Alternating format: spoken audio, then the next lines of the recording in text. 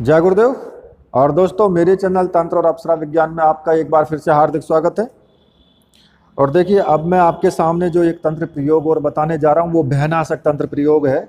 जैसे कभी कभी किन्हीं व्यक्तियों को भय लगता है, कभी चोरों का भय, कभी हिंसक पशुओं का भय, या फिर कभी किसी व्यक्ति से भय, और जबकि उसका होना कुछ नहीं है, वो सिर्फ उसके अंदर एक डर बैठा हुआ है।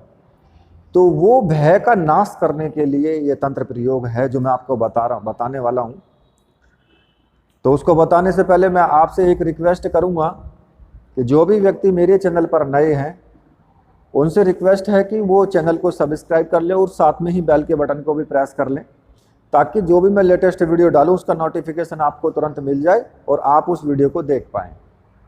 और एक रिक्वेस्ट आपसे और करूँगा कि वीडियो को पूरी देखना, स्किप मत करना बिल्कुल भी, क्योंकि अगर आप स्किप कर दोगे तो फिर आपको उस तंत्र के बारे में जो मूल गूढ़ रहस्य हैं वो आपसे छूट जाएगा और वो तंत्र फिर प्रयोग में काम आपके नहीं कर पाएगा। ठीक है, तो मैं आपको बता देता हूँ। अब आगे वीडियो में हम आगे चलते हैं।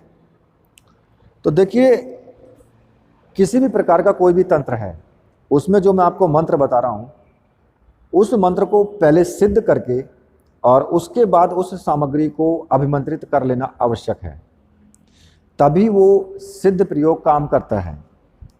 ठीक है, किसी भी शुभ मुहूर्त में आप सिद्ध कर सकते हो मंत्र को, और ज़्यादा नहीं, इस मंत्र को मतलब कि 12,500 की मात्रा में आपको जाप कर लेना है। छोटा सा मंत्र है और रुद्राक्ष की माला से आप जाप कर सकते हो, जो कि मंत्र सिद्ध प्राण प्रतिष्ठा युक्त तो होनी चाहिए। और उस माला से आप इस मंत्र का जाप कर सकते हो, घर में ही कर सकते हो। किसी प्रकार का कोई विधि, ऐसा लंबा चौड़ा विधि विधान नहीं, केवल मंत्र जाप करना है बस। कैसे भी रंग के कपड़े पहनने हो उससे भी पहन के कर सकते हो, आसन कोई सा भी हो, दिशा कोई सी भी हो, सिर्फ एक दीपक लगा लेना और अगरबत्ती लगा लेना, बस काफ़ी है। और रोज़ जितना जाप करो उतना ही डेली करना। और जब आपका 12,500 की मात्रा में आपका जाप हो जाए तो ये मंत्र आपका सिद्ध हो जाएगा। उसके बाद आप जो भी संबंधित सामग्री मैं आपको नीचे बताने वाला हूँ उस संबंधित सामग्री को अभिमंत्रित करके आप प्रयोग कर सकते हो फिर, और वो काम भी करेगा।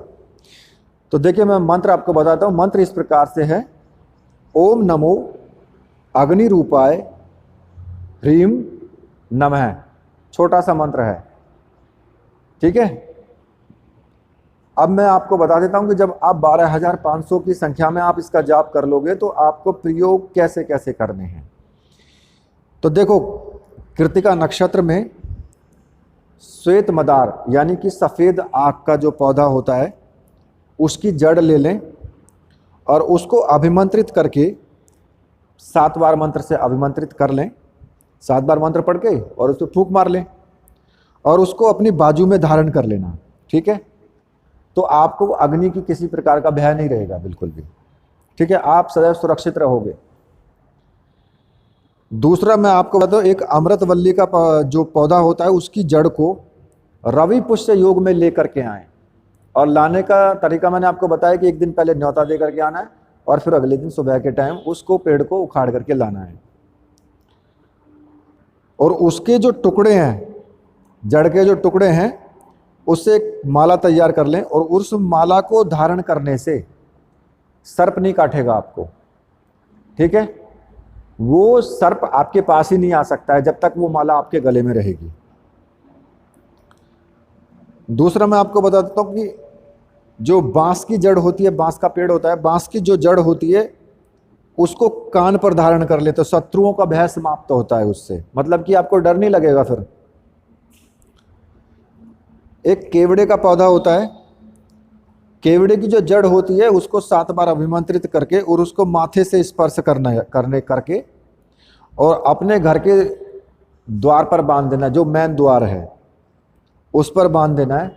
तो किसी भी प्रकार की चोरी का भय आपका समाप्त हो जाएगा।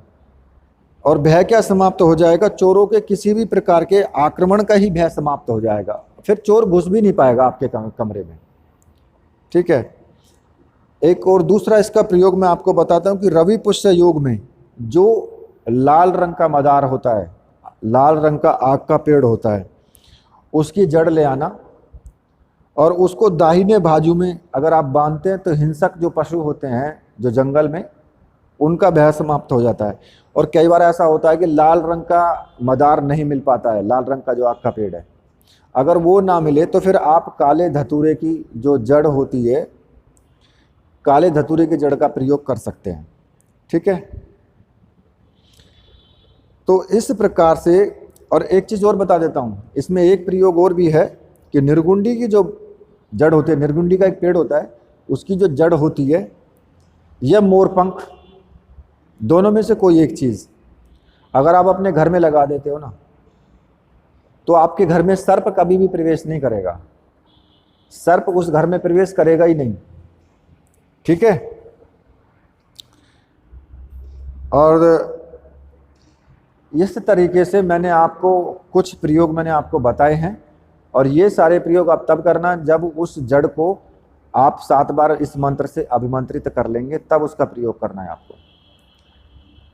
इसी के साथ मैं वीडियो को अब यहीं पर समाप्त करता हूं, और जिन भाइयों को वीडियो अच्छी लगी है प्लीज़ वीडियो को लाइक कीजिए, चैनल को सब्सक्राइब कीजिए, और मेरे साथ बोलिए, बोलिए वीर बजरंगबली हनुमान जी महाराज की जय, बोलिए मेरे परमहंस गुरुदेव की जय।